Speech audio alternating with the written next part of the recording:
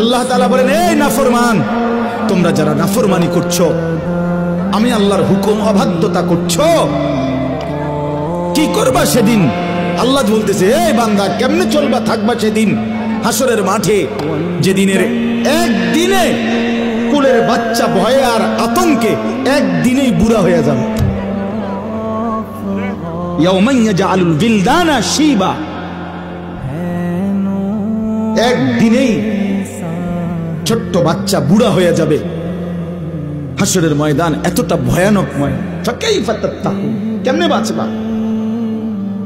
In কাফারতুম, আজকে যখন নাফরমানি করছো, ইয়াউমান, সেদিন হাসরের ময়দানে কেমনে বাঁচবা বান্দা?